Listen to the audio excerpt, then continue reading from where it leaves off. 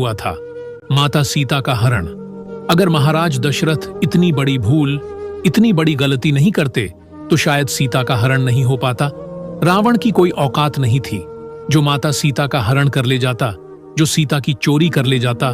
महाराज दशरथ की गलती, महाराज दशरथ की भूल के कारण माता सीता का हरण हुआ था। माता सीता को इतने कष्ट झेलने पड़े, इसके पीछे कारण था सिर्फ और सिर्फ महाराज दशरथ, जो रिश्ते में उनके ससुर थे। यह कथा उस समय की है जब माता सीता और उनकी बहनों का विवाह श्री राम और उनके भाइयों के साथ हुआ था। नई बहू की चहल पहल से पूरी अयोध्या महक रही थी। तब राजा दशरथ ने अपनी पत्नी कौशल्या से कहा, कौशल्या, आज आप एक बात गांठ बांध कर रखना।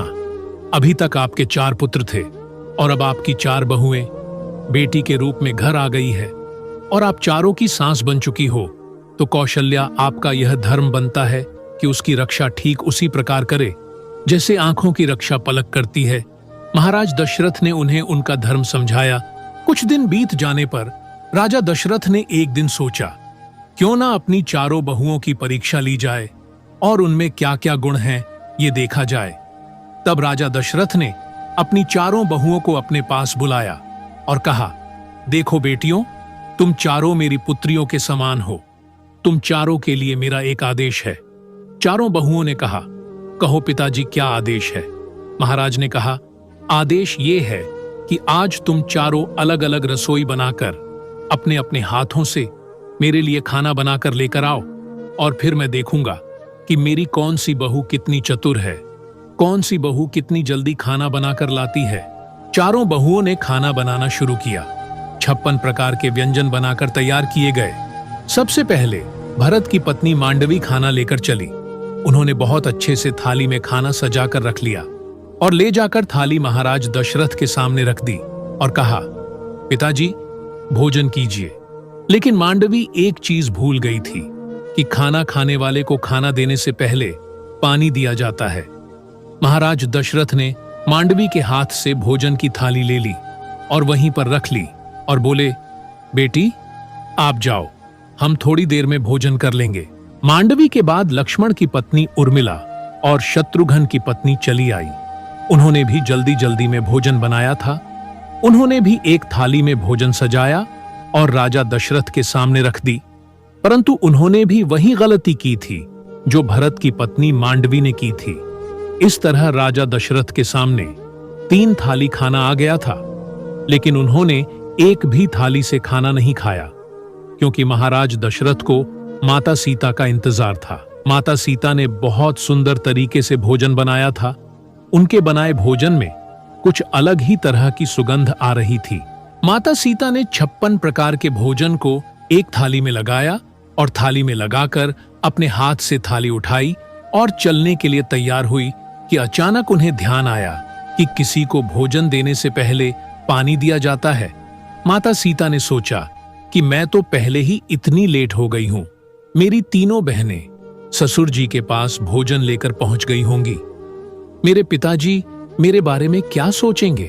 फिर माता सीता ने एक हाथ में भोजन की थाली और एक हाथ में जल ले लिया।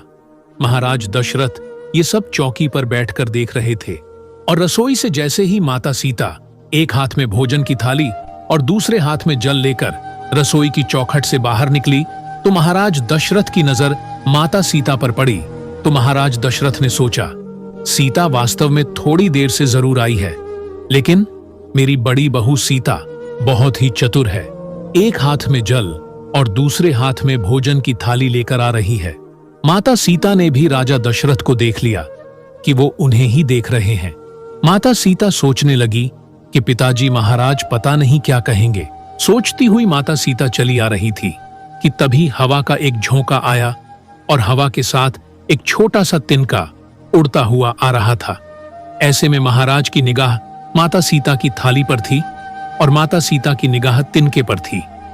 माता सीता उस तिनके को देखकर सोच रही थी कि अब मैं क्या करूं। इतने में ही वह तिनका खाने की थाली में गिर गया। माता सीता के तो मानो जैसे होश ही उड़ गए। दोस्तों कहते हैं, होनी को कोई टाल नहीं सकता। माता सीता सोचने लगी कि अब मैं क्या करूं, पता नहीं यह तिनका कहां से उड़कर आया है। जिसकी वजह से मेरा बनाया भोजन अशुद्ध हो गया है। अगर मैं वापस जाती हूं तो पिताजी कहेंगे कि एक तो आई ही इतनी देर से है और पता नहीं क्या भूल गई है कि दोबारा लेने गई है। मेरे हाथ दोनों घिरे हुए हैं। मेरे एक हाथ में भोजन की थाली तो दूसरे हाथ में जल है। अब इस तिनके को उठाऊं तो मैं कैसे उठाऊं? दोस्तों, माता सीता कोई साधारण स्त्री नहीं थी। वो तो स्वयं माता लक्ष्मी का अवतार थी। माता सीता को उस तिनके को देखकर क्रोध आ गया। माता ने अपनी दिव्य शक्ति से अपने नेत्रों से अग्नि उत्पन्न की और उस तिनके को जलाकर उड़ा दिया।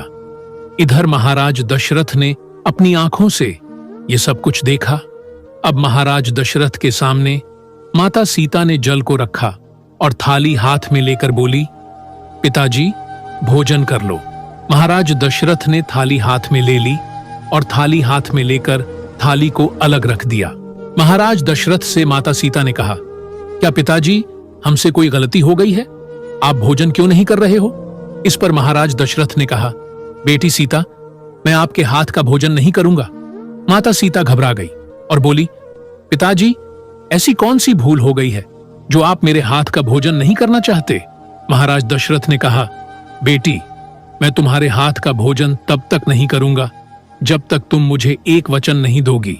महाराज दशरथ की बात सुनकर माता सीता ने विचार किया, आखिर क्या वचन लेना चाहते हैं पिताजी महाराज? माता सीता बोली, ठीक है, मैं आपको वचन दूंगी पिताजी महाराज। दशरथ बोले, आज इसी समय मेरे सामने खड़ी होकर प्रतिज्ञा करो। सीता माता ने पूछा, कौन सी प्रतिज्ञा पिताजी? महाराज दशरथ ने कहा, भोजन की थाली में एक तिनका गिरा था और तिनके पर तुमने अपनी दृष्टि डाली थी और उस तिनके को आपने जलाकर राख बनाकर उड़ा दिया था। तो आप मुझे वचन दो कि आप आज के बाद कभी भी किसी के ऊपर अपनी आंखों की दृष्टि क्रोध में नहीं डालोगी।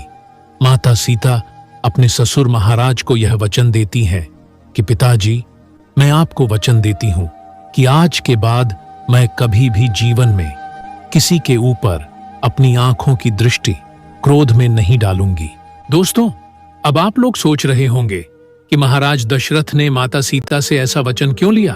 दोस्तों, महाराज दशरथ ने सोचा कि मेरा बड़ा बेटा राम और उसकी पत्नी के बीच किसी दिन कोई अनबन हो गई और अगर सीता को क्रोध आ गया और क्रोध में आकर आंखों की दृष्टि मेरे पुत्र के ऊपर डाल दी तो मेरे 3 ही बेटे रह जाएंगे। दोस्तों, यही कारण था कि महाराज दशरथ ने माता सीता से वचन लिया था। दोस्तों, जिस समय माता सीता लंका में रावण की कैद में थी और जब रावण माता सीता को तलवार लेकर धमका रहा था और बोल रहा था कि सीता एक बार मेरी तरफ देखो, तो सीता माता ने एक तिनके की तरफ देखा और तिनके से कहा, अरे तिनके, अगर तू उस दिन मेरा बैरी नहीं हुआ होता तो मेरे पिता समान ससुर मुझसे ये वचन न लेते तो शायद आज यह रावण मुझे धमका नहीं रहा होता। इसे मैं कब का जलाकर राख बना देती। तो दोस्तों, महाराज दशरथ की इसी गलती के कारण माता सीता का हरण हुआ था और रावण की कैद से माता सीता खुद को मुक्त नहीं करा सकती थी।